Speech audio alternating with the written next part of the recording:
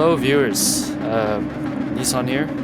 We're going to try something a little bit different, to say the least. We're going to be trying to do one of those Super GT style videos where I go in depth about the this particular race I had, which showcases the brilliance of strategy and consistency in a race. So as we get underway here, we can see that I'm driving a different car from the start. I'm driving the Honda Raybird NSX, which I believe in this particular race C 2 months ago was a very consistent car if you could keep the rear end stable enough.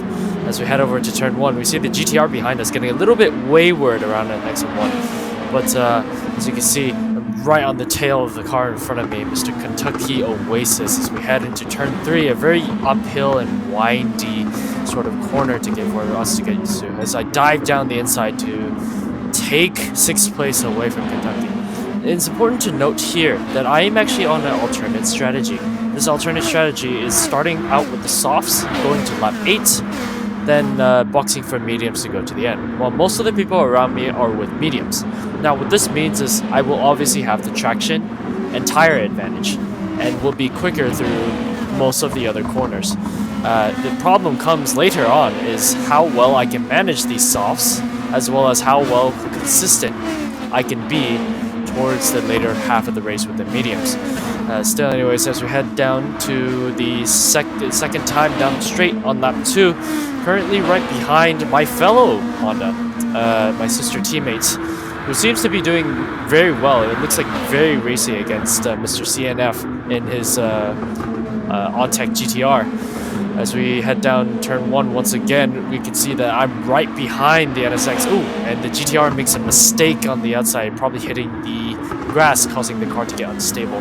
Unlucky for him, but we all know that it happens. As we continue on, going down the hairpin, we can see that I'm getting ever so slightly closer due to my traction advantage with the softs. And eventually, we're getting right to the back onto the semi-back straight into the hard uphill right-hander. I faked to the inside. Nope, not quite sticking to the move, but making sure that we know we're close enough. Oh, looks like I'm going around the outside to see if I can pull a move, but I just don't quite put it, and I do a fantastic cutback into the inside, getting the position and making sure that I have clear track position on the way ahead. With this particular strategy, that is exactly what I want, as we see Racer accidentally putting a wheel on the grass and spinning out. Again, something very common. So as we continue on, this is lap 3. I do a personal best of a 13.5, even though in traffic, I think is a pretty good time. As we do a hard braking into turn 1, making sure to get the nice rotation into the apex and accelerate out. Seems to be a very good start for me. Let's go a little bit in context as we see me trying to catch up to the next GTR up in front. The NSX is an underpowered car for this track. Is slower overall than the GTR, but I believe its grip and turn-in actually make it viable for this particular race. And knowing this, the best way for me to, I think, to utilize the NSX great turn-in and corner speed is to start with the softs. As you can see, I'm trying to play around with the settings here, trying to see if I can get a better camera to have a onboard lap as we head around the final corner for the 4th time. And we can see I'm getting ever closer to the pack in front, who are all running on mediums except Mr. GSX in front of me. So let's take a onboard camera. This is the point of view that you would see if I was racing. So as you can see, we brake just past the 100-meter board, getting the nice turn in, letting the car coast in and accelerating out, hugging the inside on the right-hand side and the left side using the momentum carried by the first corner. We head towards the uphill corner where I brake at the marker on the right, the gray marker, and we accelerate out. Time for the hairpin. This corner is very hard because the downhill will cause you to slide outwards. Still getting it nice rotated into the back straight here, and we could see that I did a purple lap last lap, so I did the fastest lap of the race so far. Getting to second gear, turning on the inside, we pass the GTR, who goes a little wide on that uphill corner. Very easy to do because of the nature of the slant slope that prevents the car to get rotated easily. Finally to the sweeping left hand, all flat out there. As we take a break here, lift and coast, third gear, short shift to fourth to get the traction. And we can see there's a little bit of shenanigans going up ahead as Coyote is trying to fake GT Fox about going to the pits and see if he can force him to make a mistake that will hurt him in the later run. But GT Fox is very wise to that trick. As we can see, we pan over to GT Fox, who gets a little bit wayward out of turn 1. Very easy to do. Again, these cars are very quick. They have a lot of grip. The stability of these cars is very hard to keep under control, especially with worn tires. As Coyote here in first place, maintaining a comfortable lead over GT Fox, about 2 seconds ahead. And we can see that GT Fox is still there, although seems to be falling into clutches of me in the Rebering NXX. However, we know that my tires are inherently better due to the racing softs, and there are mediums. Pay attention to the bottom left if you want to know who is on which tire. As we exit out the very steep corner on the top of the hill, we're reaching the final corner, again trying to carry as much speed as possible, enough traction, and short shifting our way up to the back straight. As you can see, there's a little bit more shenanigans as the same thing happened from last time, as Coyote tried to fake going into the fix and GT Fox reacting to. Again, breaking down very hard. At this point, the tires are feeling very worn. The car is a little bit understeer. As you can see, I'm trying to get taking less speed through the corners and seeing if I can try to make it through, but it seems as though I'm managing it well. There's a little more, if you look on the bottom right, there's a, bottom left, you see there's a little more wear on the bottom right tire, which means my rear end is going to start getting a little bit haywire. But it seems as though I still have the consistent pace as I'm keeping up with GT Fox, a very great pad driver from what I've been playing with him. Very respectable driver, always clean. He's a good man. As I draw alongside of him after he gets a really bad exit, we try going around the outside, but he gets a better exit on the inside, and gets a nice exit, which allows me to fall back in line. Maybe next time. As we go to the final corner, again trying to follow his line and take control. You see he's going a little bit wide, struggling with his mediums, but here is when the consistency starts. The strategy game is going to start. Now, Coyote and GT Fox are both on the medium strategy, so they start 7 laps with mediums and then 7 laps with softs. Meanwhile, I'm going the extra lap on the softs to see if I can preserve the mediums, the freshness of the mediums all the way to the end. As you can see on the left-hand side, many people chose the medium strategy. Me choosing the alternative strategy may have put me at a disadvantage, but it really depends on how well I could take these corners. As you can see, I get a little bit sideways on the exit of that uphill corner, and to the hairpin here, short shifting to get that extra traction that can maintain that momentum down this downhill section very quick. Trying to call the apexes as we brake at the 100-meter board to second gear, turn in, accelerate out, make sure the back doesn't get spun, climbing out the uphill, trying to cut on the inside. There you go, very, very nicely done. Shift to third gear just to get that extra traction as we do the fast left-hander.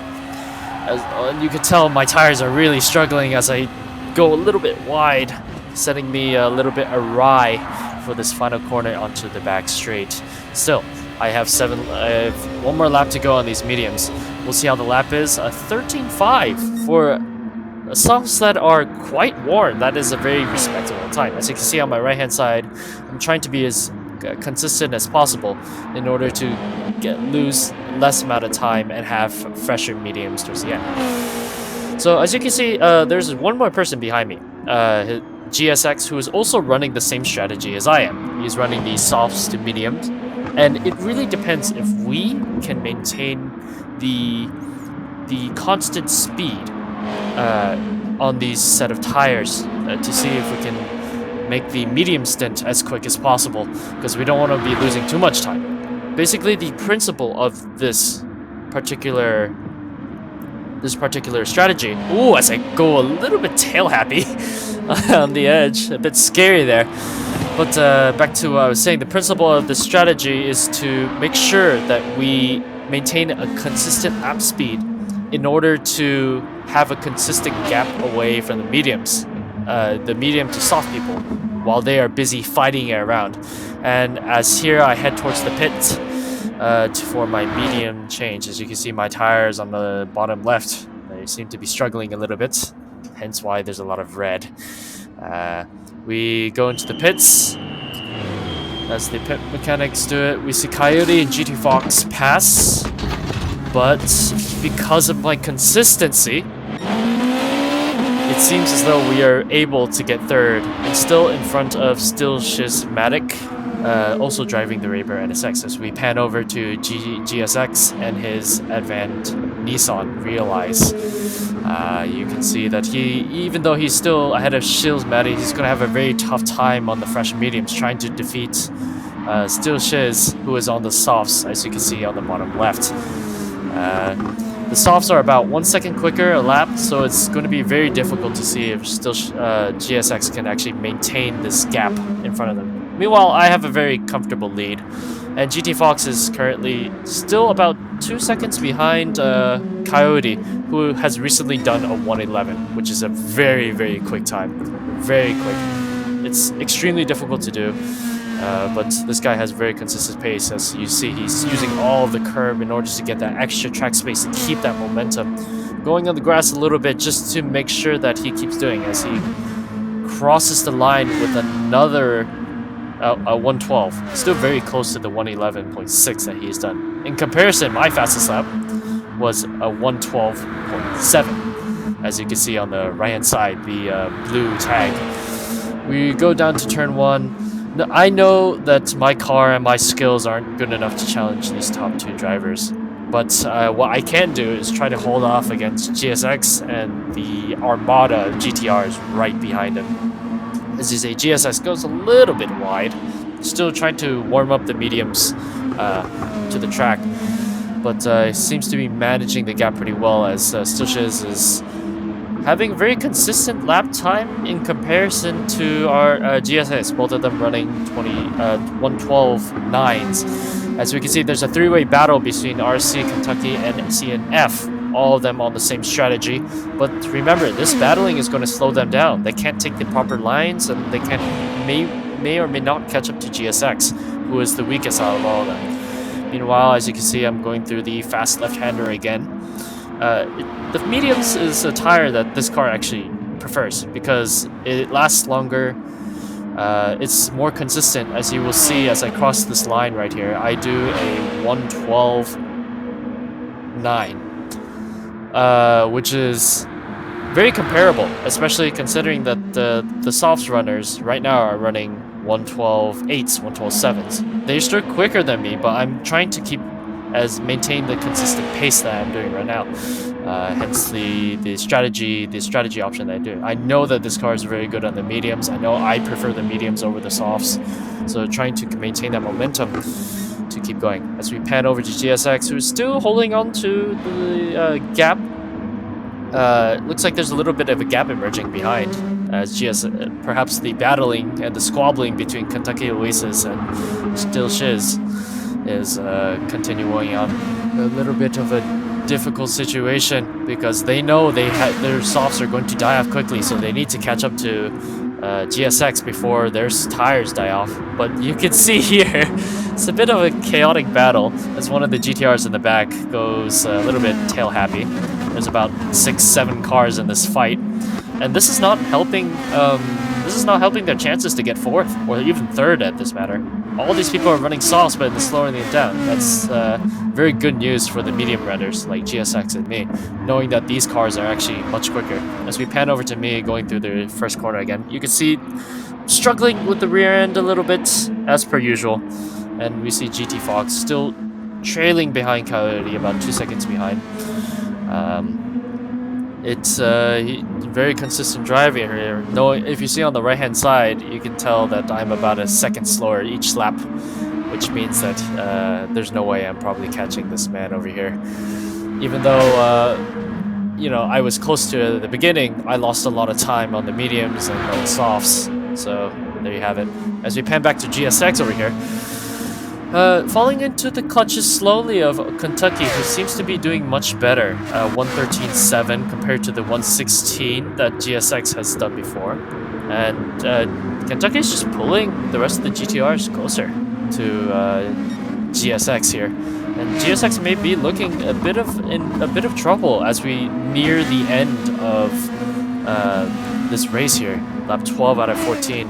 As we head to the final corner once more, we can see that Kentucky has a very nice line through there. It carries a lot of momentum speed. You want to at least be like 140 at the start of the straight, which he is right now, and he does a 113.4, the best of his race time. As the three GTRs in the back trying to catch up to the medium runner GSX in front. It's getting very close. We can tell that there's a little bit of gain due to the tire advantage and the pace advantage that Kentucky has, as one of the GTRs in the background goes a little bit wide out of the corner, touching the grass. Still following around Kentucky. We can see that he misses the apex slightly, but ends up getting a really good traction exit, which I think helps out with his endeavors to fight GSX. As we are continuing, and we decide to flip back to Coyote back in first place.